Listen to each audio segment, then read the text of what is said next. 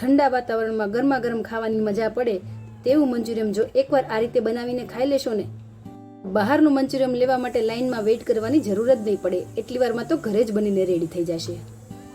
Hello friends, જય માતાજી, જય શ્રી કૃષ્ણ. સ્વાગત છે આપ સૌનું મારી ચેનલમાં. અને ફ્રેન્ડ્સ, જો તમે મારી ચેનલમાં નવા છો અને હજુ સુધી મારી ચેનલને સબસ્ક્રાઇબ નથી કરી તો જરૂરથી કરી દેજો અને નીચે આપેલ બેલ આઇકન બટન પ્રેસ કરી દેજો, જેથી મારી અવનવી રેસીપીના નોટિફિકેશન તમને સૌથી પહેલા જોવા મળે. તો ચાલો આપણે રેસીપી બનાવવાનું ચાલુ કરીએ. તો વધેલી રોટલીના મંચુરિયમ બનાવવા માટે મેં વધેલી 4 નંગ જેટલી રોટલી લઈ લીધી છે. તેના આ રીતે નાના પીસ કરીને તેને મિક્સર જારમાં તેનો ભૂકો કરી લઈશું. તો આપણે રોટલીને આ રીતે ક્રશ કરી લીધી છે. આપણે તેનો એકદમ ફાઇન પાવડર નથી કરવાનો, આ રીતે થોડી રફલી જ રાખવાની છે. તો ચાલો એને મિક્સિંગ બાઉલમાં લઈ લઈએ. તો હવે તેને એક મિક્સિંગ બાઉલમાં લઈ લઈશું.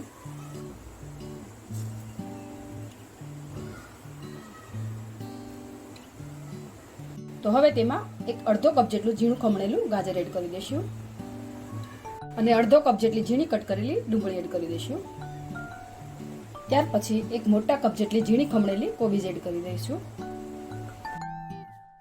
તમે આમાં કેપ્સિકમ પણ એડ કરી શકો છો. હું અત્યારે નથી એડ કરી રહી. કોબીજની ક્વોન્ટિટી થોડી વધારે લઈ લીધી છે. અને જો તમારી પાસે બીજા કોઈ વેજીટેબલ ના હોય તો તમે એકલી કોબીથી પણ બનાવી શકો છો. ત્યાર પછી તેમાં એક મોટી ચમચી જેટલું ક્રશ કરેલું લસણ એડ કરી દઈશું અને 1 નંગ કરેલા મરચાના પીસ એડ કરી દઈશું. ત્યાર પછી 1 ટીસ્પૂન જેટલો મરી પાવડર એડ કરી દઈશું. ફ્રેન્ડ્સ, તમે મરી પાવડર બિલકુલ સ્કીપ નહીં કરતા, એનાથી આપણો મંચુરિયમનો ટેસ્ટ એકદમ મસ્ત આવે છે. હવે તેમાં 1 ચમચી જેટલો ટમેટા સોસ એડ કરી દઈશું અને 1 ચમચી વાટેલું આદુ એડ કરી દઈશું. હવે આપણે એડ કરીશું 1 ચમચી જેટલી સેજવાન ચટણી. તમારી પાસે હોય તો જરૂરથી એડ કરજો, આનાથી આપણો મંચુરિયમનો ટેસ્ટ એકદમ મસ્ત આવે છે. હવે એડ કરીશું 2 ચમચી જેટલો કોર્નફ્લોર. આપણે આ મંચુરિયમમાં મેંદાનો યુઝ બિલકુલ નથી કરવાના. ત્યાર પછી આપણે આ મંચુરિયમને એકદમ ક્રિસ્પી બનાવવા માટે 2 ચમચી જેટલો ચોખ્ખો લોટ એડ કરીશું. ત્યાર પછી સ્વાદ પ્રમાણે મીઠું એડ કરીને સારી રીતે બધું મિક્સ કરી લઈશું.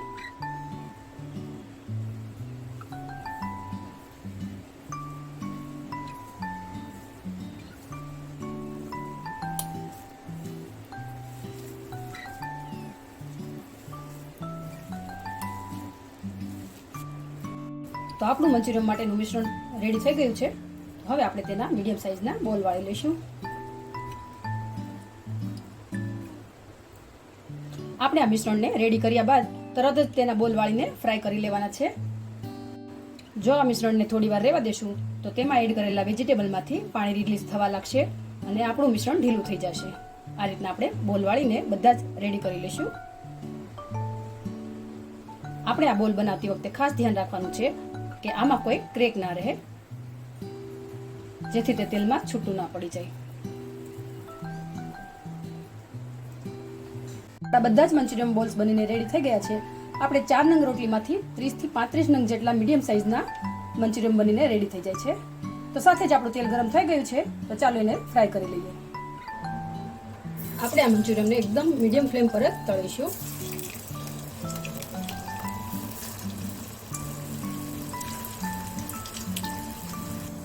તો ફ્રેન્ડ્સ, આપણે મંચુરિયમ તળતી વખતે ખાસ ધ્યાન રાખવાનું છે કે આપણા મંચુરિયમની કિનારી થોડી બ્રાઉન ન થઈ જાય ત્યાં સુધી તેને હલાવવાના નથી, નહીંતર તે તૂટી જશે. તો ફ્રેન્ડ્સ, તમે જોઈ શકો છો કે 2 જ મિનિટમાં આપણા મંચુરિયમની કિનારી એકદમ બ્રાઉન થઈ ગઈ છે. તો આપણે તેને ફેરવી લઈશું. આપણે બંને સાઈડ આ રીતે ફ્રાય કરી લઈશું.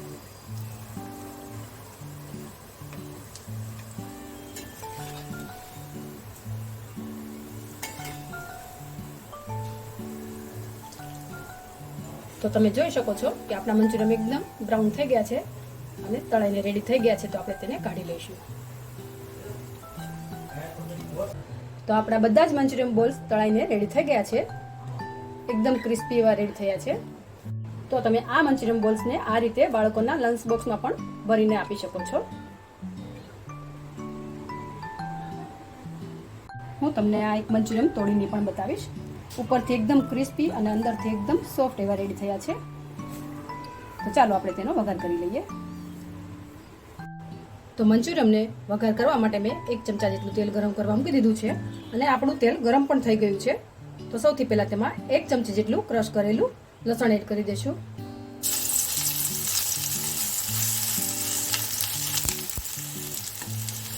અને ત્યાર પછી 2 ચમચી જેટલી કટ કરેલી ડુંગળી એડ કરી દઈશું અને અડધી ચમચી જેટલું વાટેલું આદુ એડ કરી દઈશું. હવે તેમાં આપણે કટ કરેલી કોબીજ એડ કરી દઈશું.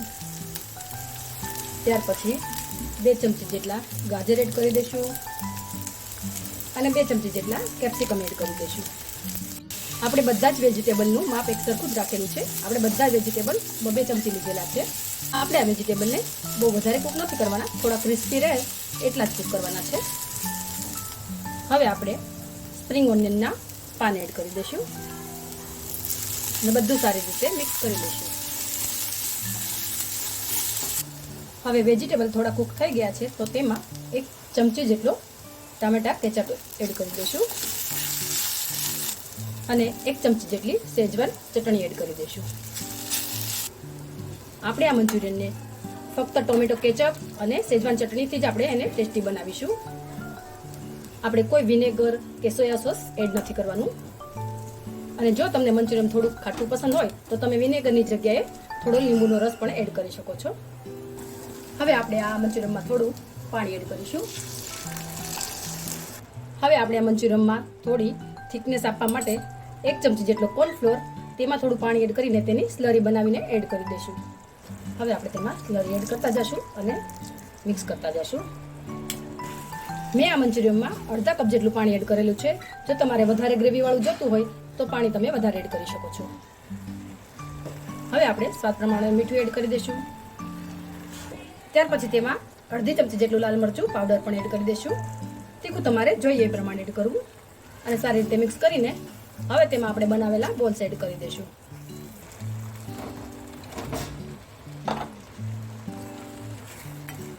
હવે બધું સારી રીતે મિક્સ કરીને 2 થી 3 મિનિટ માટે તેને રહેવા દઈશું, જેથી આપણી મંચુરિયન બોલ્સમાં બધો મસાલાનો ટેસ્ટ બેસી જાય. તો હવે આપણું મંચુરિયન બનીને રેડી થઈ ગયું છે. તો હવે આપણે તેને સર્વિંગ ડીશમાં લઈ લઈશું.